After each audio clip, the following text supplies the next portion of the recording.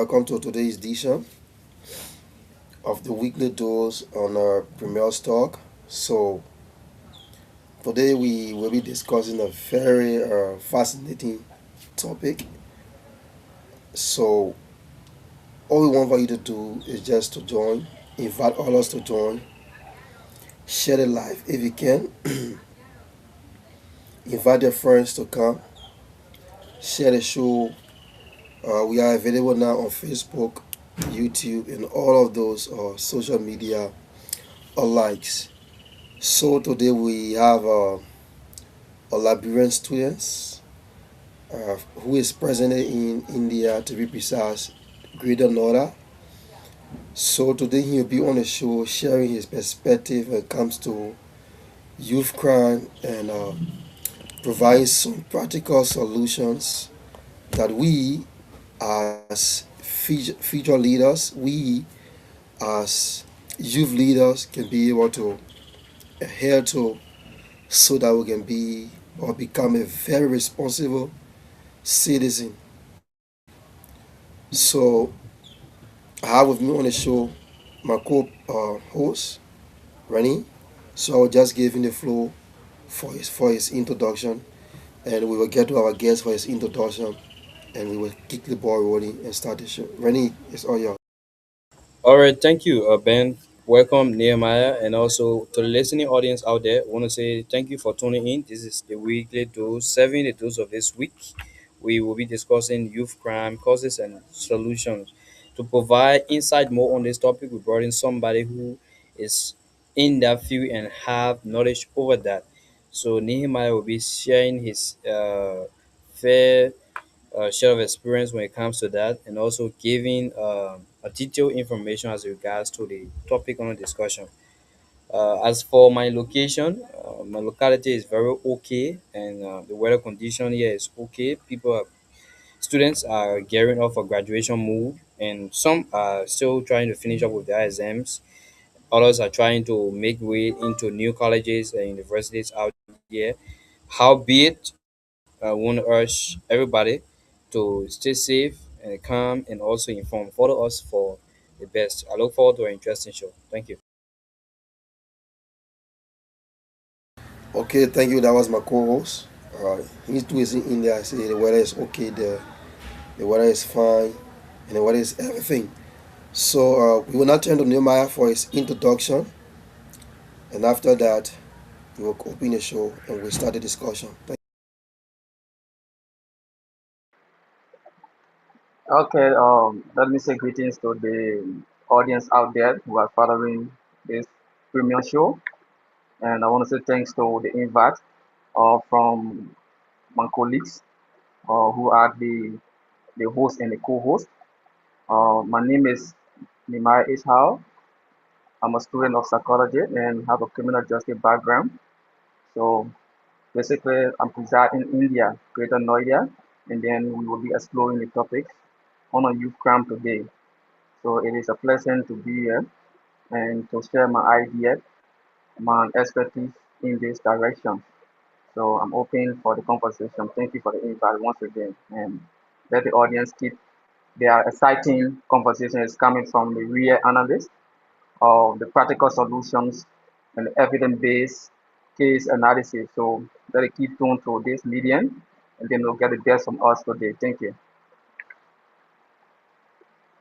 Okay, thank you so kindly for that very brilliant and short introduction. So, like you heard our guest said,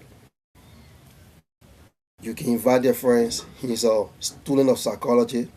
So, because not many people like to venture into that field because it's a very and a wide and diverse field that before you get there, you have to have practical understanding because you are probably going to be dealing with humans, and we all know how human behave, right? So, to our audience, right, this is just a simple question I want you to take into your mind that when you hear the word youth crime, uh, what actually comes to your mind as a person? So some people say youth crime is probably young people breaking laws, young people, not living in accordance with the law. Young people are not doing what is right according to law, right? But you have to understand that these things have a very deep, deep, deep understanding. Is it that youth crime are increasing and it is apparent to the society? What can be done? What should be done? And how can we find those practical solutions to see how best we can be able to curtail that? So with that, we will not just give the floor to our host. When we're talking about youth crime, right? Not many people understand what is youth crime, what youth crime are. What are some of those things that needs to be done? What are some of those things we need to put into actions to see how best we can reduce the crime rate in Liberia. For instance, we'll be spotlighting Liberia and other countries around the world are large. Therefore, the sake of our audience. So, because it's Liberia we are from. So, the matter floor is yours. Just give your perspective on the subject on the discussion today. Okay, once again, thank you, Mr. Host and co-host. It's a privilege to be in the midst of you guys. Try to shed light on these issues, which is branding. It is important that we expatiate these conversations. So, as the topic on the review, we are discussing youth crime. As you already stated, what comes to the mind of an individual or the individual out there of youth crime? So there are a lot of factors involved, and we'll be spelling out these factors from a more logical point of view and the school of thought. Basically, from a criminal justice perspective and the psychological point of view. So, just to lay the basic and the premise, youth crime is crime committed by juvenile, or you can say teenagers, you can say adolescent, or you can say young adult. So, in this light, young adult commit crime not because they intend to commit crime. It is because they are vulnerable and they are being subjected to those situations that cause them to commit crime. We see in our dispensations, as is already stated from, we'll be speaking particularly from Liberia and we'll brother to India and maybe the global space for the bigger understanding to the audience. You see, Liberia came from a post-war area where we fought war for numbers of years.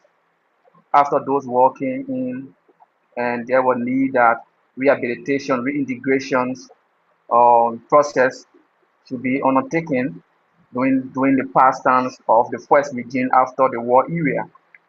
But all of those things did not suffice, did not materialize. It got corroded, it got and breached along the way. So if you see today in Liberia how youth now crimes have been committed on a huge scales is because of these lapses. So you've basically committing crime based on factors that resulted from the past. When we came from war, there were child soldiers we had in the war, what we call Malaysia days. And those people came after the war. They were now rehabilitated. They were now reintegrated. They were now molded to understand what they have done in the past to be retrained to face the actual reality of life and to integrate into the current life as we see today. So commonly we call them Zogos in Liberia, and maybe at the world at large you will call them gangsters or whatever thing you do. But youth crime is committed based on factors that we will just narrow down into three forms. Basically, the narrative there is that we're not looking at the crime. We're looking at how these crimes or how these situations are being committed. So from the initial stage of youth coming up, you know that there are something we call neurodevelopmental connective processing that deal with the adolescent stage of our life. Or if you understand that during those stages of life, youth are vulnerable to how they grew up in society, how situation has been traumatic to them, and how they're going to compose themselves to live a better future. So most particularly, the first factor that we have understand from the educational point of view or from group perspective is more psychological than physical.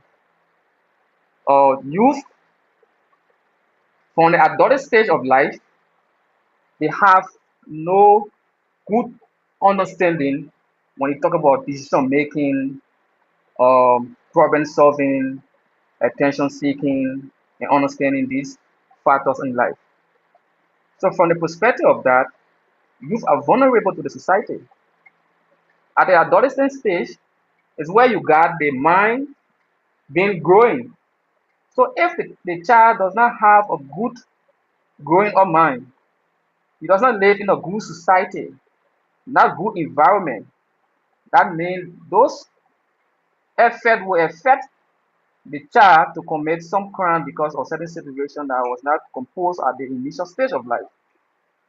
So you see in this, or when the brain is not mature, a lot of things come within, and then they have to play with the discussion and the situations that we are discussing today. For crime to be committed, they deal with the men's rears. And at adolescent stage, when I talk about men's rear, I'm talking about the art of the crime.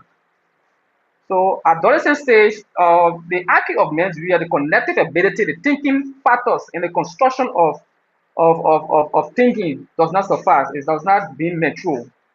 Something in psychology we call the frontal lobe. That is the prefrontal cortex. It's responsible for the composition of wiring the brain, the growth of the brain, the construction of the brain, and how the brain is being well structured to think, analyze, and make decisions. So at that initial stage, when a child is recruited at the stage of 12 years into a malicious stage to fight a war, whatever thing he does in that stage is going to particularly affect him in the youthful age going on. That's just from the perspective of the post-war era. But within the community setting, if a child grew up in a community where it's vulnerable to the reality of crime, hostility, that child will grow up with the mindset with those things that they are learned from the initial stage of their life. And when child is lacking of basic academics, education, lack of economic efficiency, those factors are the ones that lead youth to commit crime today. Committing crime is not just from the youthful stage. It moved from the backdrop of more of adolescent stage, we call teenager stage, from your community to the society. So if you does not have a proper community that will mold you, a proper home, a proper family that will mold you properly into life cycle, that create a lapses in your process. So you'll be vulnerable to committing crime. Today, youth commit crime because of social anxiety, peer pressure, lack of education, cognitive and deficiency. What we're talking about juvenile delinquencies. So when the child commit crimes, it's not intentional. It is because they have been vulnerable. Psychologically, we talk about that is a mental disorder. Because a child lives in a traumatic format from the beginning of the stage of life. Instead of us fighting the traumatic format of disease or disorder for the child, now the criminal justice system prosecute people because of having mental state disorder. So you see this, if a child has a mental state disorder from a traumatic state of coming up in life, does not come from a good community, never had a good posture of learning, was denied of economic sufficiency, he lived with trauma in his mind. He becomes vulnerable to the society. What comes back? He want to earn, he want to achieve, he want to get what he needs.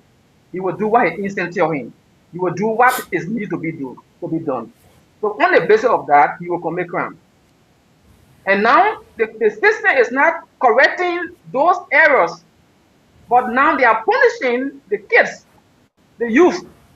Instead of correcting these measures, the errors, they're now punishing these youth, which now resulting to more crime being committed. So just to lay the premise, crime have been committed based on psychological problem factors. The criminal justice system have been diverse and swept away from the main core issues. And now we're talking about the society of which the child growing, that is the environmental stressor factors. So these are the three factors we'll be looking at today to expand in details as the conversation proceeds. So Okay, thank that's just you. the basic I wanted to lay. Yeah, Thank you very much. Thank you very much for the premise. It was a very engaging uh, intro. So I've gained interest in some of those things that you said. All right. So you are discussing that before a crime be committed, we have to look at the psychological well-being of the individual who is committing a crime, right? So because yeah, if you are not psychologically clear or stable or mentally stable, sometimes because we have people out there that are mental disorder people out there. So I just want you to make things clear. So you are saying that before a crime be committed, that is, the person who is committing the crime is not in their rightful state of mind. Is that what you were saying? yeah. You are right. From school of thought and of basic or statistical research, before a crime being committed, on a juvenile perspective, on a teenager perspective, on a youth perspective, on a young adult perspective, it is not just voluntary. It's more of psychological or impact than or physical that we see in that we all just seeing that this guy is being ruthless, this guy is being and aggressive, the guy just want to commit crime. No, it's more psychological because that person has faced some traumatic situation in the past. Remember, an environmental stressor is not a joke. Being deprived of education is not a joke. Being deprived of basic necessity is not a play. Some parents got and some youth got a parent lost in the past. Some situation happened before. So before a crime being committed, there are a foundation cause of that crime. But in the youth perspective, we say that it's more of mental disorder than being seen of voluntary aspect to just commit a crime willingly. No, it is a more Okay, psychological. okay, so that brings Yeah, me to this, right? That brings me to this question. So now, because nowadays we see when people commit crime, right, especially in Liberia, they just take you directly and just carry you to, you know, the apprehension center, that maybe to the police station or to the court and that. So now, right, if I understood you well, so when a person commits crime, right, the first place of contact should be maybe the psychiatric home or to a counselor, right? So that to understand that if that person was in a rightful state of mind before committing that crime, right? So in this now, I don't know if I'm getting your point. You are trying to tell us that if a youth commit crime, the first point of contact shouldn't be maybe to the prison compound, or the criminal justice system shouldn't just take them and apprehend them and carry them to the station. The first contact or the first focal point should be to a counselor or to a rehab to see how best they can rehabilitate the person before going into the the process, right? yes, yes, yes, yes. So now, so looking at the country Liberia, right? So what do you think that youth are engaged mostly in the crime? Looking at the crime rate now, there are more youth that are engaged in the committing crime in this post-conflict Liberia. What do you think are some of those causes that are causing youth to engage into committing crimes? Yeah, if I can go back on my intro, I laid the basic and said to the public that we came from a war, 14 to 15 years, as you can say, we fought a war, and most of whom that fought those war was youth. And there was reintegration and rehabilitation should have been done completely. Those things were not met. That era across today, Liberia have more youth in the street committing crimes. And in fact, we're talking about 20 years after or 20 some more years after that particular scenario. So that means those youth have become adults. They're now indoctrinating those behavior, those attitudes, those attributes into the younger ones. And I said that for a youth to commit crime is begin from his more youthful stage, that is his teenager stage, his, his adolescent stage. So for those youth that came from the post-war era, that were not rehabilitated, that were not reintegrated, that were not molded, that were not counseled, that were not schooled, that were not trained to be transformed, to be accepted in the society, indoctrinate these things into the more younger ones. Because the more younger ones does not have that mature brain to think critically, to analyze properly, to make decisions in the rightful directions. So they will live with the continued situation that we see today.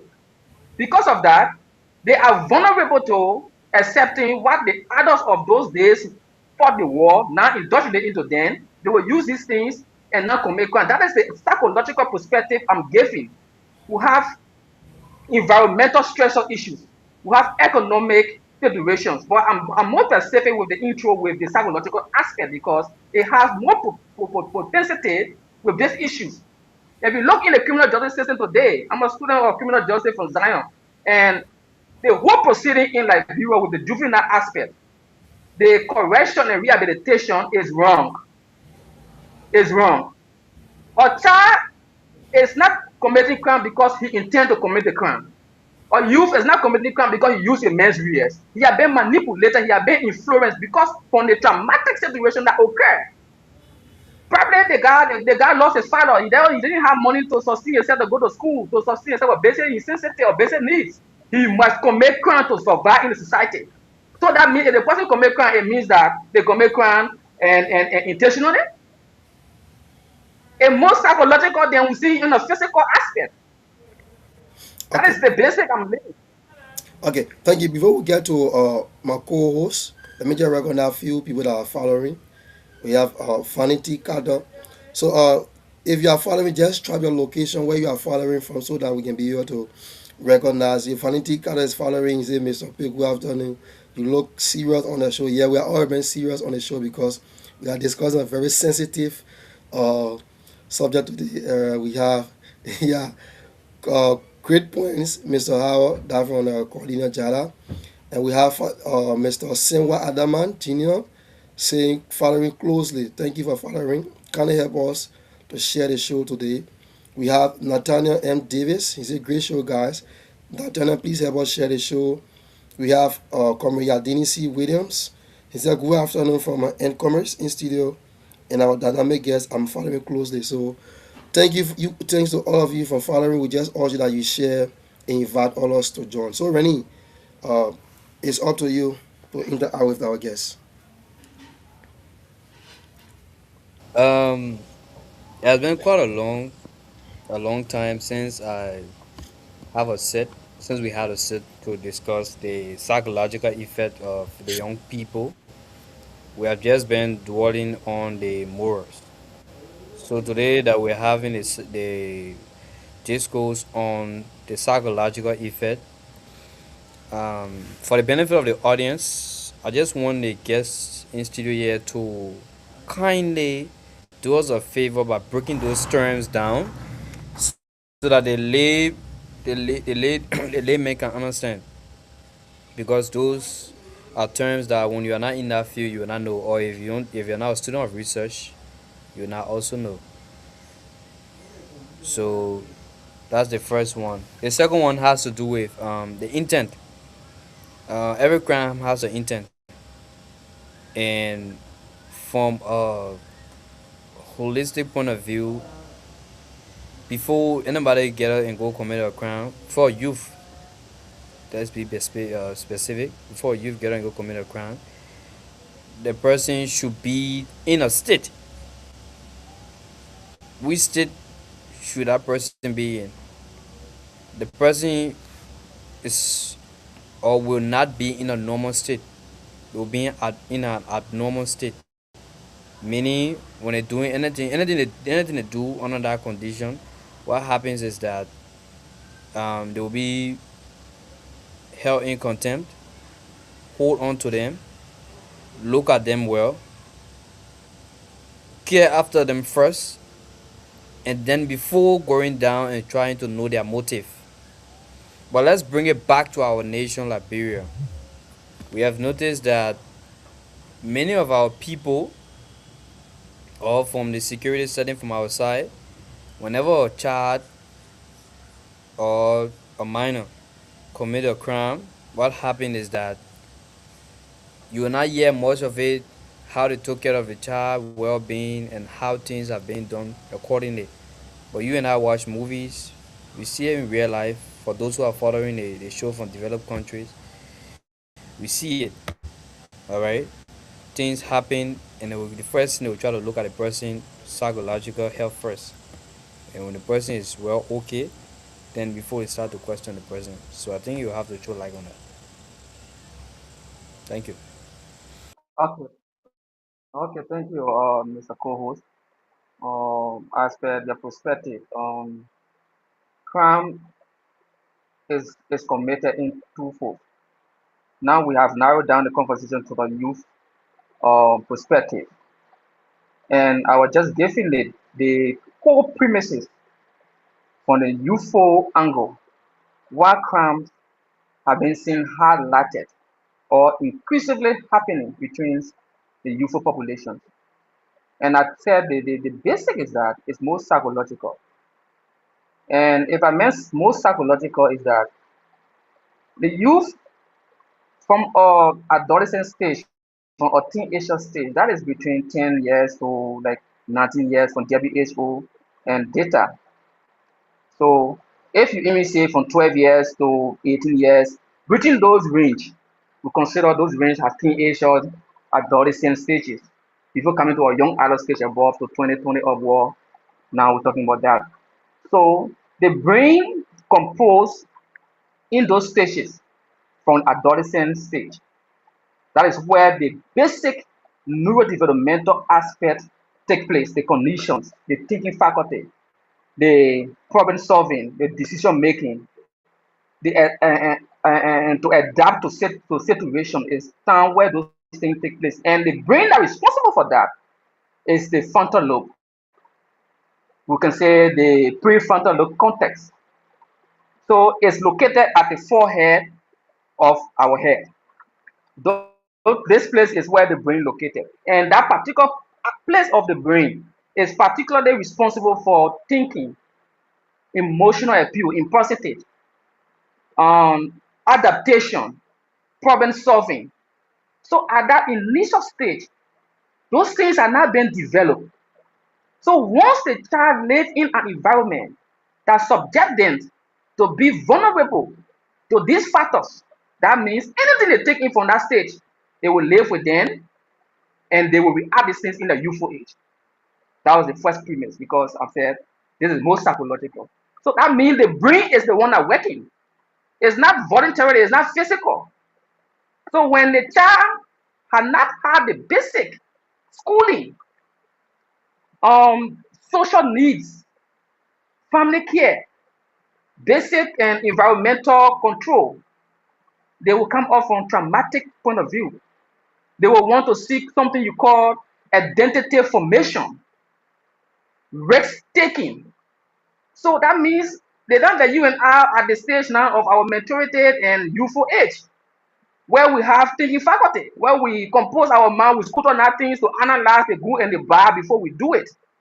So at that initial stage, juveniles in totality has limited brain compositions, conditions to comprehend, to analyze, to wire, to adapt. So anything that is manipulated at that moment, it will completely be in a life into the youthful cycle. If that is not managed properly, it will live with them to the old age. That is what we are seeing in Liberia today. When they walk in, you and I, we know for facts. There were Malaysia people were at the age of even 9 years and holding AK-47. I cannot 9 year, 10 year, 12-year-old kid. be subjected to further war. Why does during the post-war era, after system, the government of Liberia failed to put into system of rehabilitation, corrections, and educations to reintegrate that generation. Now that generation has left with no doubt but to indoctrinate the upcoming generation into that particular same aspect of living. So because the continuity of this only exists, that is the reason why you see crime is being highlighted, increasingly happening based on traumatic review. I would say more of a mental disorder. Youth crime is more of mental disorder than in a real form. So the system is the one who failed we the youth to compose us that we can properly arrange ourselves to stop committing crime, to learn from the past, and now to live in a more reasonable and constructive manner. The system is the one responsible. The neurodevelopmental aspect of a human life is done at the prenatal stage coming up to the adolescent stage. If government does not put in a proper system to educate the youth how to compose, how to do things, youth remain vulnerable. If the family the child live with or the person live with is that family is toxic, that person going to be 89% toxic. If the community that person live in, that community is a hostile. I don't want to name community from back home. But when a kid live from inside the community, all of 99% that person psychologically they will be of that nature of that community. So what we're saying is that based on the lapses of the correctional measure system that has led to the increase of crime rate between the youth. This is also practical in India. India has something they call social stigmatization, class system, where if you are not certain class, you get bullied, you get driven out of the society, people don't integrate you into the proper world.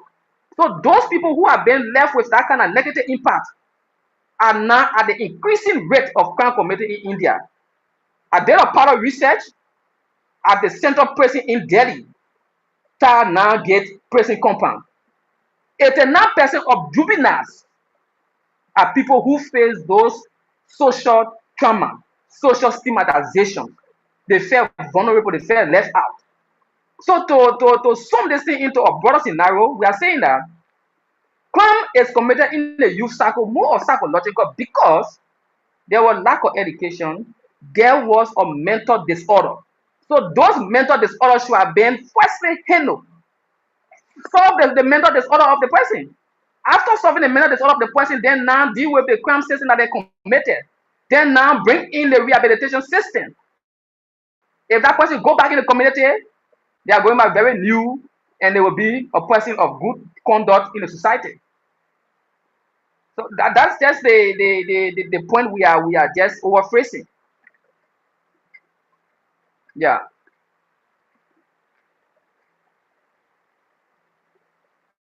All right, thank you so much for throwing light on that. Follow question to this. I just want to know if you talk about the government should put in the mechanism making sure that they lighten the youth when it comes to that. Currently, I think Ben is from the science background, and psychology is something that has to do with the brain. I don't know whether they have instead of an art that was passed into legislation that govern any regulatory body in regards to that from the medical background, and also if you are recommending the government for government to put mechanism in place to protect the youth from crimes and other things. I mean, at least there should be a remedy set. You are given the remedies, but then if you are given five minutes with any government official to tell them about that whole entire thing that is going on, using our country as case study, how can you win over that particular debate or say contract? It's not the aspect of winning the debate or it's the aspect of winning the perspective. It is aspect of sharing the knowledge from the school of thought. In Liberia, the only way forward to resolve this situation of youthful crime is to forget about the more first proactive aspect and focus on the more psychological aspect of this whole scenario. What I'm saying is that a child had a man-on physical or assault, for instance, in a practical form. Two kid fought or two youth fought, right? There's a man-on or assault and occur. In practical analysis, it's not a community or mentorship or psychologist going to handle those situations. You know that? Who is going to handle the situation? The first hand of contact is the law enforcement for the criminal justice scene of when it is the police is coming. The police is carrying 12-year or 13-year or 14-year-old child to the police station to investigate because two kids fought, which resorted to physical assault. That's a crime.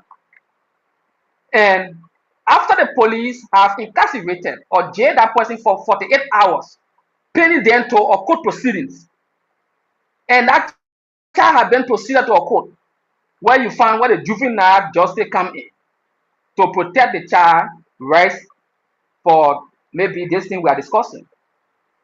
The court come in afterward, the court declare that child guilty of hurting his friend and send that child to prison, to jail for maybe still related time, 1 week, 2 week, 3 week, depending the punishment are appropriate to the law inapplicable of that crime. After that, the 3 weeks finish, the child come back in the community. Has the problem resolved? What have the child learned from those practical analysis? The only school of thought is that the child will continue to commit more crime because he committed lesser crime, he saw the bigger thing. He saw police coming to arrest him. Some of our law enforcement officers will even come and cuff you and carry you for minor assault. The court will declare you 2, 3 weeks, 4 weeks, 3 months in jail for minor assault as a juvenile. What knowledge, what school of thought bring it to that kid? The whole rehabilitation system is air. It's not working. It's never working. What happens is that if crime is committed by kids in the community, the first and foremost action should be a community-based initiative wherein there should be no direct police intervention. Because if you involve the police, it's a stigmatized, it's a traumatic event that you could occurring. The child went to the police station. He went and sat along with those adults who had committed heinous crimes. After the police, he went to court. He sat in front of judge, and judge is reading a case and calling him reading a verdict that he's guilty of crime.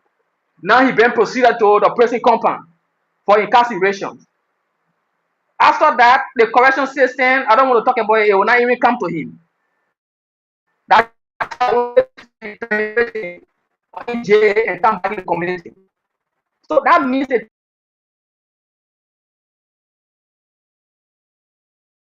we expect a more proactive system in a surveillance form involving expertise from the psychological background to handle these situations that will deter, that will diminish, that will reduce the youth crime.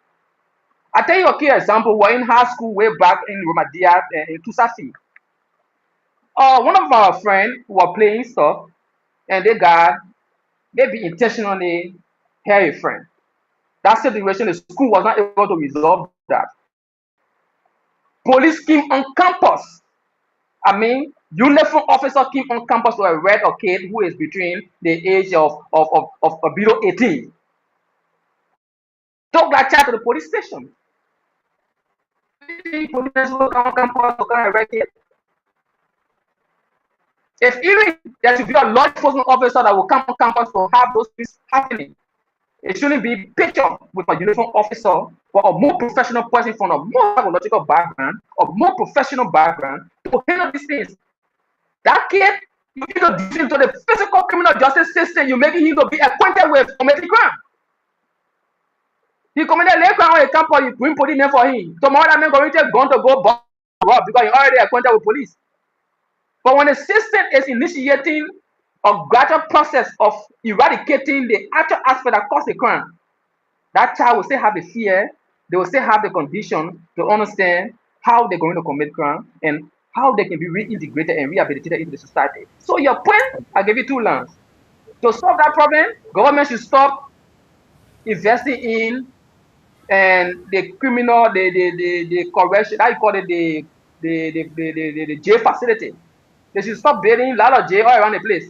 Instead, let it build facility that will remold the youth.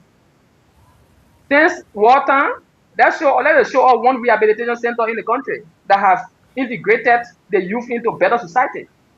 So government should focus more on rehabilitation, reintegration in the society, and that should start from the community.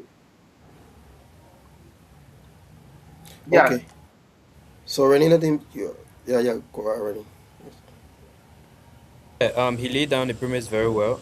Thank you again for joining, and also, folks, if you are just following this, the premier, sorry, this is the weekly dose, serving the dose of the week.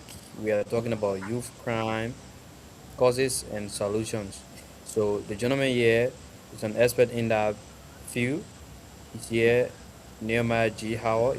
He's one of the student representative on the side from one of the university representing his people as well. That's why you're seeing the honorable to his name. All right. He's a very well, yeah, figure in the in the community. Yeah. People passing the legislation and other things. We won't ask the man which one of the bill he brought on the floor. However, we'll leave it for another day. When he'll come back.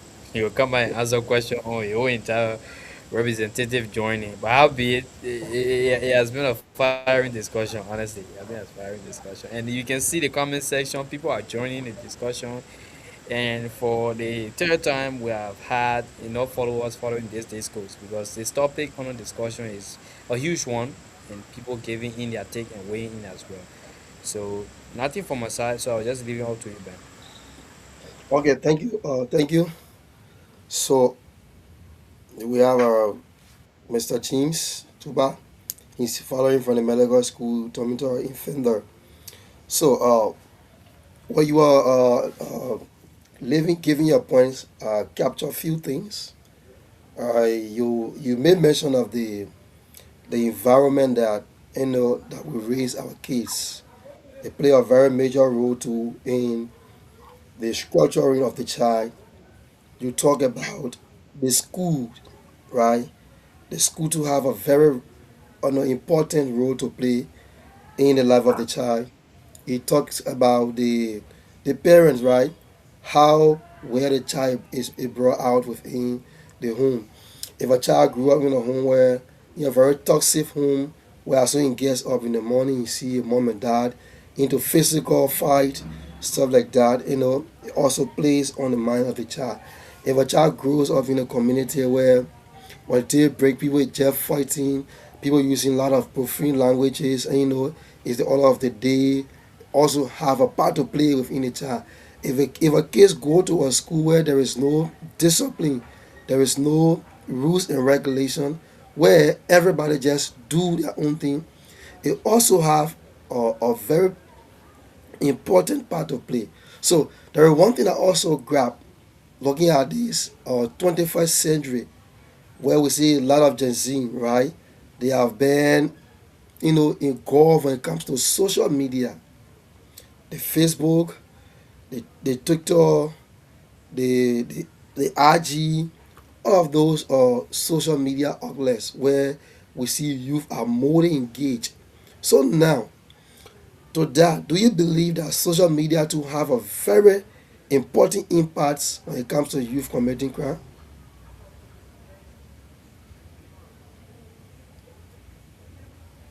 Yes. Social media is right now is the single-handed giant.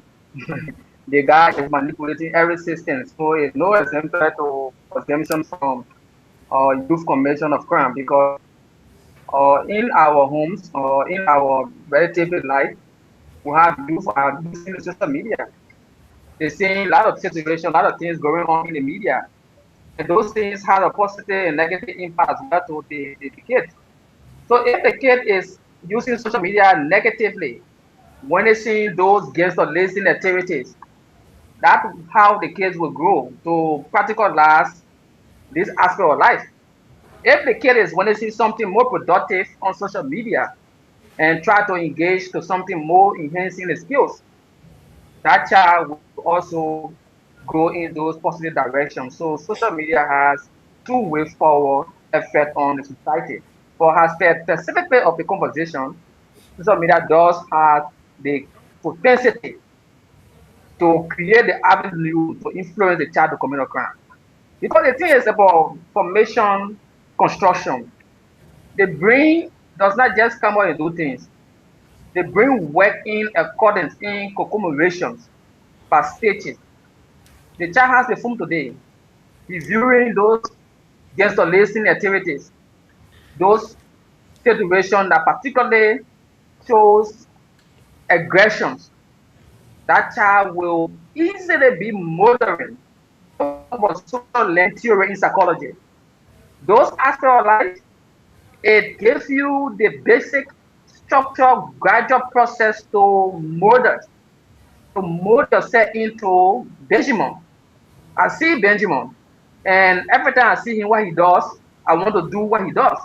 So gradually, I will be viewing him, and then I will learn from him. After learning from him, I must practicalize for him. So the kid using the social media, seeing those things, they definitely one day want to practice that. They want to try it. And social media is one of the single-handed giants. I mean, single-handed giants that has those characteristics of making. Oh, okay, so I Yeah, we think our lost we lost guest Nehemiah. I mean, it has been a it has is been a having it a. has been a it has been a good one so far. Okay, he's back. So why he's coming back? Because if my memory can set me right, I think we all might have come across one of the famous movies that we saw in the past, where the movie started with Johnny McDowell. I don't know which one of you have watched that movie before. It's a Liberian movie named Johnny McDowell. Yeah. So we see in that movie, all of those things that happen in the world are all portrayed in that movies, and there are social stars studio in that movie. And when you witness that movie, there are lots of evil and profound languages that are used within that movie to portraying what actually happens in the world, where we see a lot of child soldiers, doing things, doing a lot of gangster racing things. That what brought me to the question when it comes to social media. So after that movie we saw, most of my colleagues like that were then in our very useful age, most of my friends, they started practicing the language that was used, in that movie by the key character, Johnny McDowell, by the key character. So now when we go play, it's okay.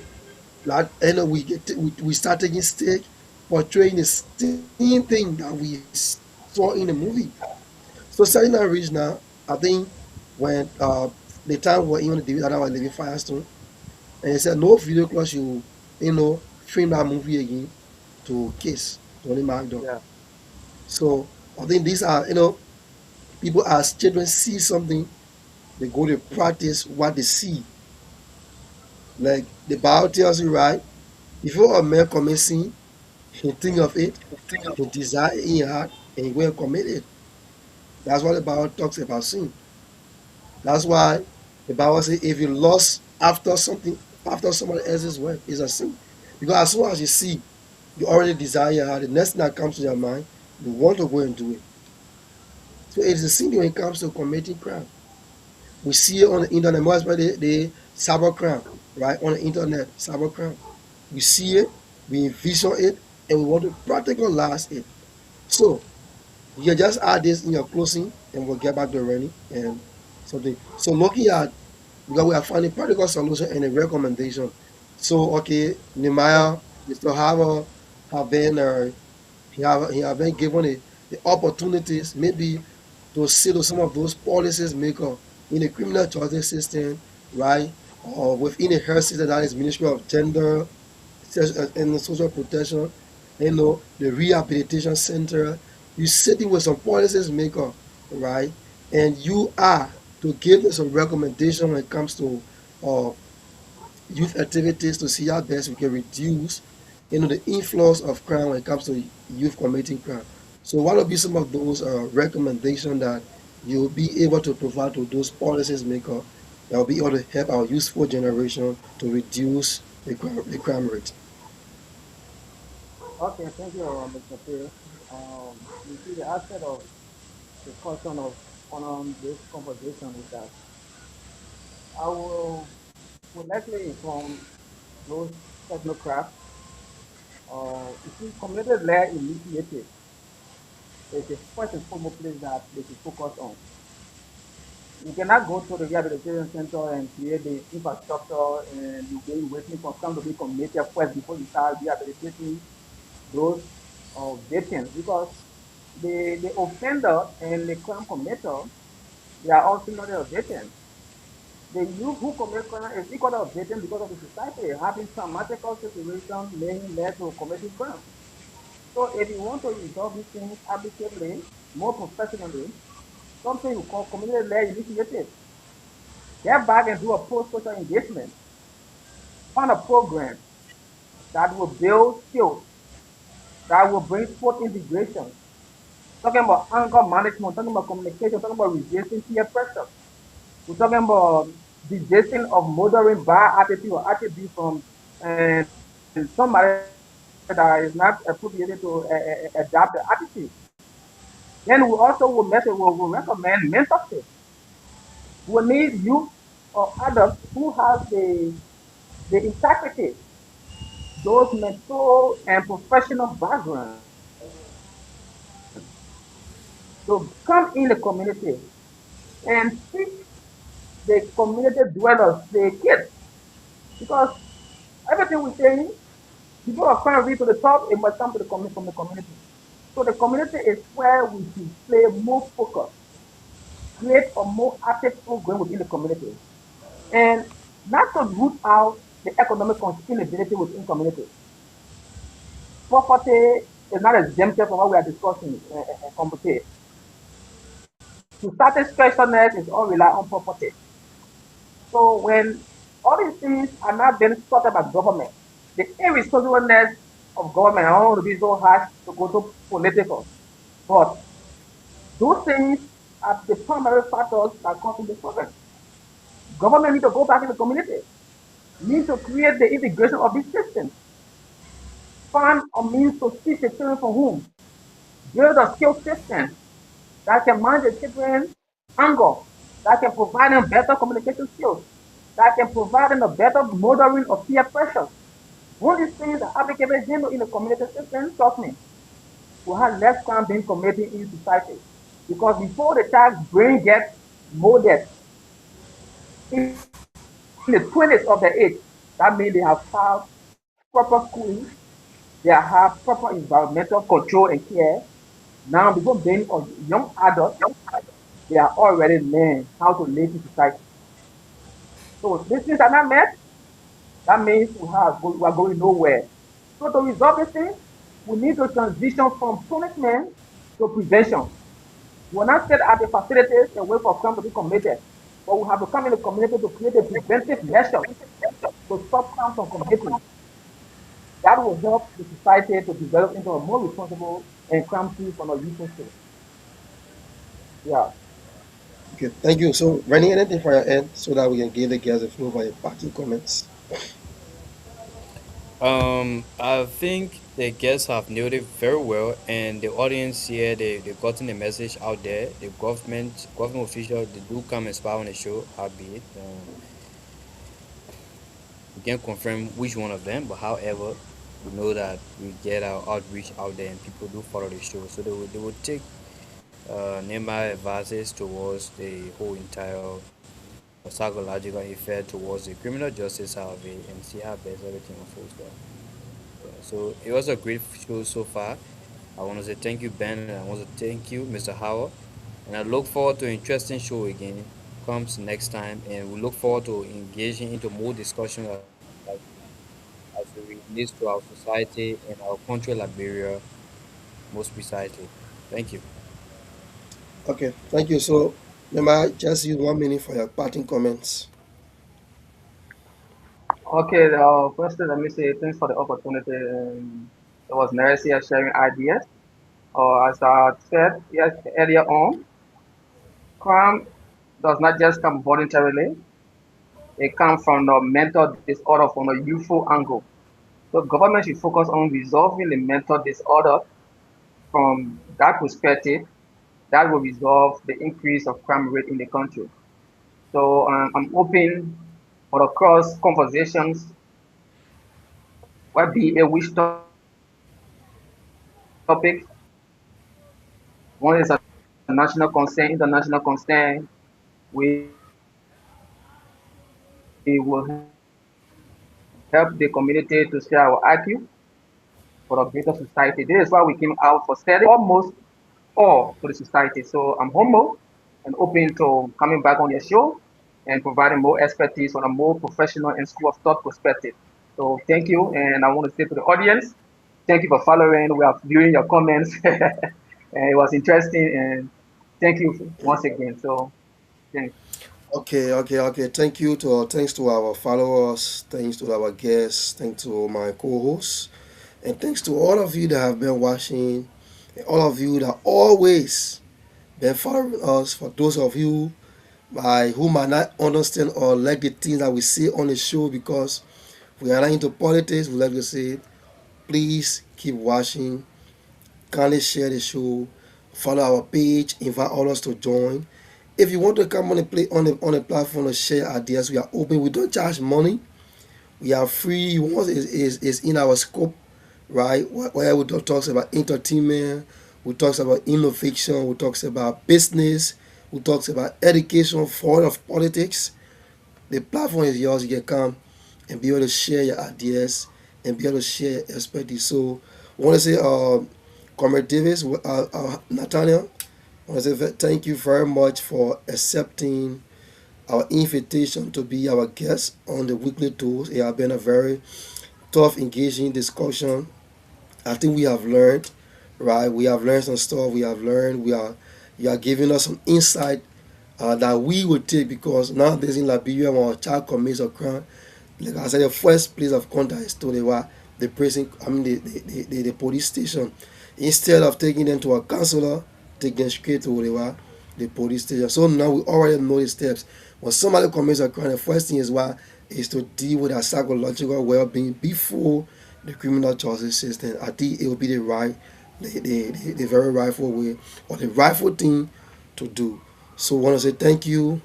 We have learned some stuff. Just imagine when I got the topic, when I started making some research, that's how I get to know that different crimes that people commit. When you're talking about theft, they get a crime on a theft. You're talking about sexual assault, they talk about crime that fall on sexual assault. When you talk about absent, the type of crime on absent. So you have enlightening our understanding, and we want to read at least I've learned some stuff when it comes to crime. Not just crime, they got different type of crime. So all we know, somebody take knife and do that friend or you be a friend of crime. But which type of crime is that? That's the question. So today I able to learn some stuff through my research and get to understand that there are different types of crime that fall under that. So like I said, thank you and we look forward to having you again on our show so that we can be able to discuss and have a very engaging topic. So it's like 2:30 from my end in Liberia, and the weather is a little bit cloudy. I think it rains either 7 or 8 o'clock in the Yeah, night. 8 o'clock, 8 o'clock, Because we know the time in 8 o'clock, Asia very much 8 o'clock in the different afternoon, from this 8 side. p.m. So thank you. So look forward to seeing you again. Thank you.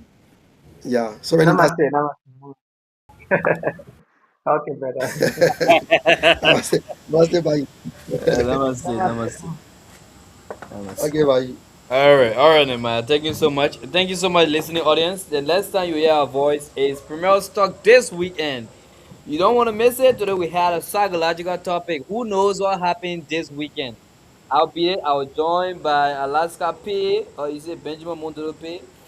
And we're joined by also Nehemiah G. Howe, a Liberian student here in India.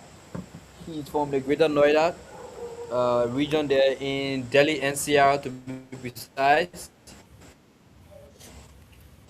And then he channeled on the discourse as we lay the premises in regards to youth crime, the causes and solution. If you follow the show, we want to say thank you for sticking and staying with us. The next time we hear our voice on the next edition of Wicked Those will be next Tuesday with another amazing guest. We'll shock you guys with more guests coming up until the end of the year. We are the second half of the year. First half finished with the second half. So we want to say thank you. Hats up to all of you. Happy new month. Stay safe, stay informed, and follow our platform for more. We will see. We will see. Premier Stock this Sunday up next. Thank you.